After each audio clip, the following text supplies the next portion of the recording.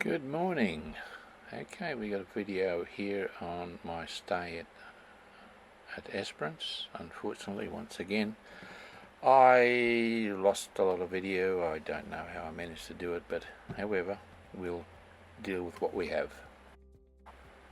So here's a pan from just in front of where I parked the ute over to the harbour. You can see the grain wharves over there, bulk grain. They're loading grain into the bulk carriers.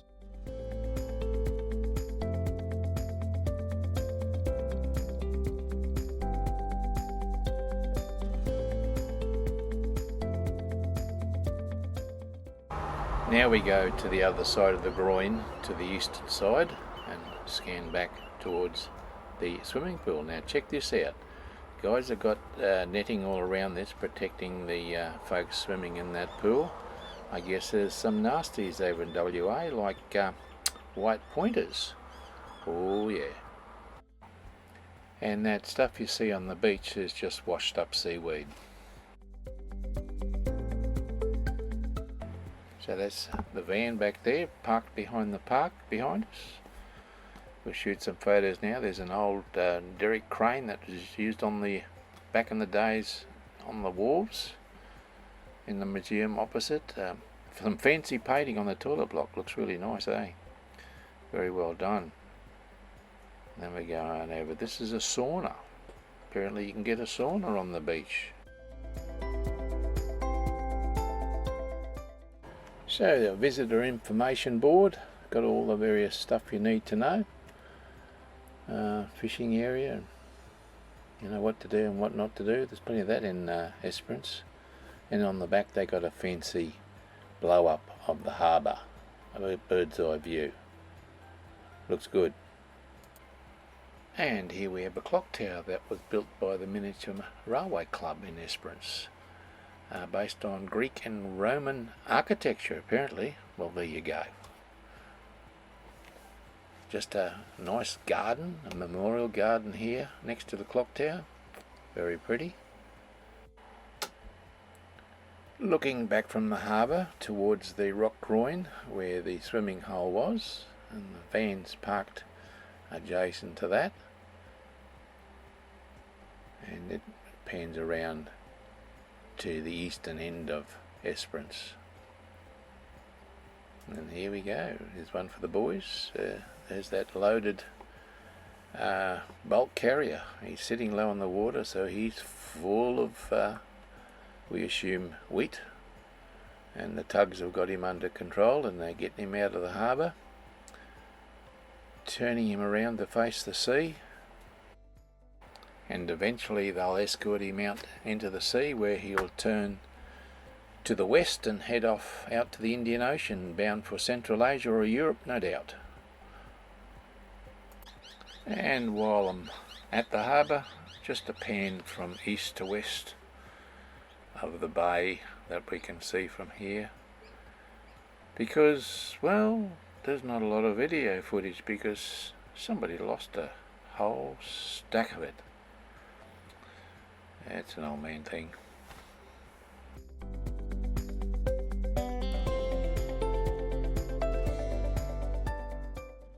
And now just to finish off, that's a still photo of the loaded bulk carrier with the tug behind him heading out. And now we'll turn our attention. I went for a walk, a really, really long walk along this esplanade, I guess you'd call it, camera in hand. I went right up the other end where the jetty was. There's some photos of the jetty coming up, but I lost all the stuff I took of the houses, the old buildings along the street, the boarding houses. Never mind. So we're heading on up this way. There's a couple of interesting photos. Apparently there underneath is an oil pipeline. I believe this is the one that goes over and feeds the fuel oil to the ships over at the harbour. And eventually I get out on the jetty. No film of that, unfortunately, because I lost most of it. However, this is in the little shelter area at the end of the jetty. The guy from the council is cleaning it at the minute. There's an image of the fish you can expect to catch here if you throw a line over. Here's that Kubota they got him well equipped. He's got his own water and he comes out with a pressure cleaner and cleans everything up. It's very well looked after. And down the end of the jetty I found this fellow. I believe it's a booby, or they usually call them mutton birds. They, if I'm right, they catch them and eat them. There's a season in Tasmania where they hunt them. Apparently they taste like mutton. He's a big fellow, and he seems to be quite tame. He's certainly quiet. He's not concerned about me being there. And from the jetty we get a look back at the harbour, a different perspective of the jetty that I've got no images of. Well done, Al. And there's a whole stack of boats waiting out there. I think there's about 4 or 5 I counted, waiting to be loaded. And to complete the video today, this is an aerial shot from the drone. So I stayed here on the Thursday night and the Friday night. So I shot this early this morning, before dawn. That's why it's a little bit dark. But I couldn't shoot it yesterday afternoon because it was blowing a gale.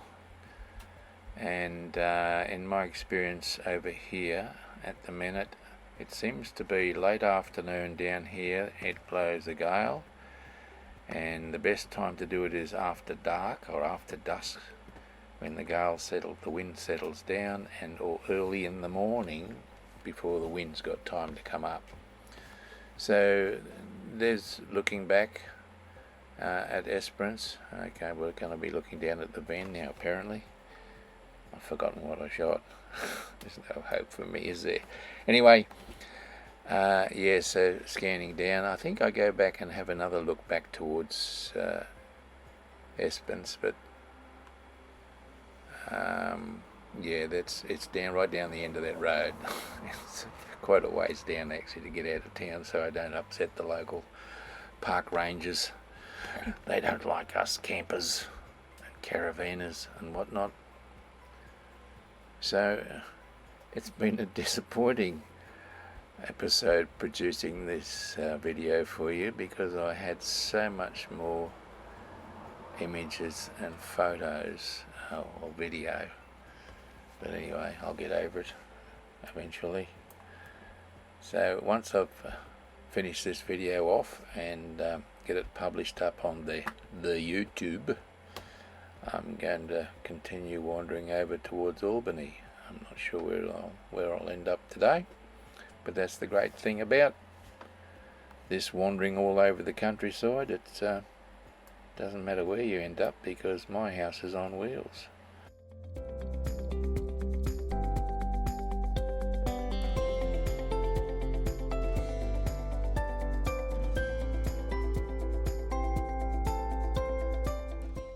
So to finish off, a little pirouette around the van, and going to pack up and have some breakfast now, because it's still early in the morning.